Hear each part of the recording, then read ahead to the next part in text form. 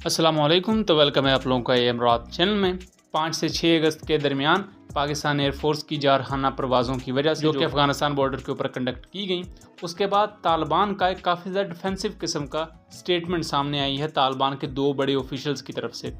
इन official statements में अफ़गान तालिबान ये कहते हैं कि पाकिस्तान के ख़िलाफ़ अगर कोई भी जत्था जहाद की नीयत से या किसी भी नीयत से लड़ रहा है तो वो गैर इस्लामी है और किसी भी सूरत में अफ़गान तालिबान उसे सपोर्ट नहीं करते। ये ओबियसली इसी वजह से है क्योंकि पाकिस्तान ने एक बड़ा ही बोल्ड स्टेप लिया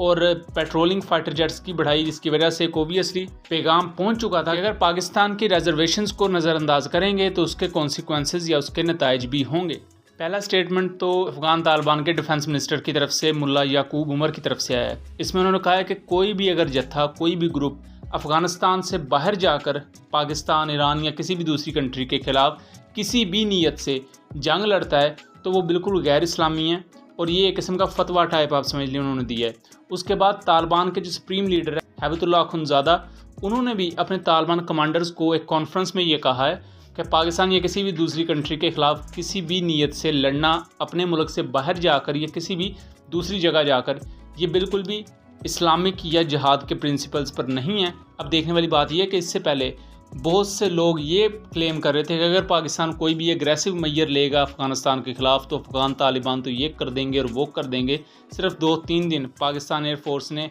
अपने फाइटर जेट्स को स्क्रैम्बल किया है अफ़गानिस्तान बॉर्डर के ऊपर और उसके बाद अफ़गान तालिबान बिल्कुल डिफेंसिव पोजीशन पर बैकफुट पर चले गए हैं। यही वो चीज़ है जो समझने वाली है कि आप कब तक मुज़ाकरात ही करते रहेंगे और मुज़ाकरात में आपके दुश्मन टाइम लेते रहेंगे और हमारे ही सिविलियंस और फौजियों को शहीद किया जाएगा। इससे पहले मिड जुलाई में ये खबरें आ चुकी हैं कि जलालाबाद में टीटीपी का लीडर मौजूद था और जलालाबाद अफ़गानिस्तान में मौजूद है और अफ़गान तालिबान के इस दावे की बिल्कुल नफ़ी करता है कि टीटीपी उनके मुल्क में मौजूद नहीं है। टीटीपी, दाइश, इन जैसी जितनी भी तहरीकें हैं, उसके अलावा जैश-उल-अदल जैसी तहरीकें जो ईरान में जाके कार्रवाइयाँ करती हैं, ये सब के सब इनके मेन आपको हाइड आउट्स अफ़गानिस्तान में मिलेंगे। उसके अलावा पाकिस्तान के आर्मी चीफ ने भी अपना एक रीसेंट स्टेटमेंट दिया जब वो KPK में वहाँ के कबायली अमायदीन से बात कर रहे थे, तो इसमें उन्होंने कहा कि हम अगर कभी मुज़ाकरात करेंगे तो वो स्टेट ऑफ अफ़गानिस्तान के साथ होंगे, यानी कि अफ़गानिस्तान की रियासत के साथ मुज़ाकरात या किसी भी किस्म के बायलैटरल टॉक्स हो सकती हैं,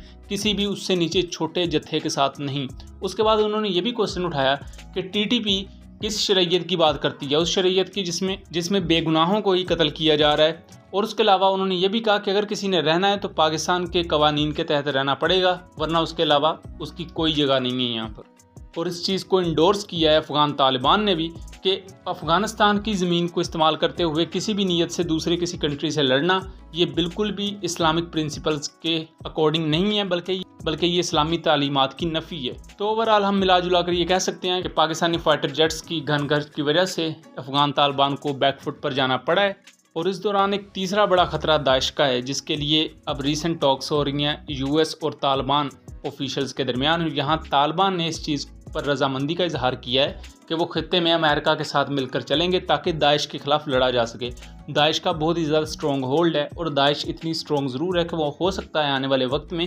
तालिबान का ही तख्ता उल्ट दे, क्योंकि अफ़गानिस्तान के मगरबी और शुमाली एरियाज़ पर ज़्यादा कंट्रोल दाइश यानी ISIS या ISKP का है। एंड दाइश ना सिर्फ तालिबान के बहुत ज़्यादा ख़िलाफ़ है, बल्कि ये ईरान, पाकिस्तान जैसी कंट्रीज़ और वस्ती एशिया के तो इंतहाई ज़्यादा ख़िलाफ़ है। सो ये एक ऐसी तीसरी पावर इस वक्त निकल कर सामने आ रही है जो कि TTP तो थी ही इससे पहले पाकिस्तान के लिए ख़तरा, लेकिन अब दाइश भी है। सो आने वाले वक्त में देखना काफ़ी दिलचस्प होगा पाकिस्तान अपनी एंटी टेररिज्म पॉलिसी को किस तरह आगे मोल्ड करता है या उसमें किस तरह के नए इकदाम लेकर आए जाते हैं। क्योंकि अभी तक देखा जाए तो पाकिस्तान अपने इंटेलिजेंस बेस्ड ऑपरेशन की बेस पर मुख्तलिफ चीज़ों को लेकर चल रहा है जो अभी तक उस तरह कारगर साबित नहीं हुए। इंटेलिजेंस बेस्ड ऑपरेशन में आप एक दिन में 4-5 दहशतगर्द मार लेते हैं, लेकिन फिर भी वो आपको हिट बैक इस तरह कर देते हैं कि कभी किसी मस्जिद में धमाका कर दिया, कभी सिविलियंस पर कोई हमला कर दिया, जिसकी हमने रिसेंटली बहुत से वाक़यात देखे भी हैं। सो उम्मीद करता हूँ चीज़ें क्लियर रही होंगी। मिलेंगे अगली वीडियो में, तब तक के लिए अल्लाह हाफिज़।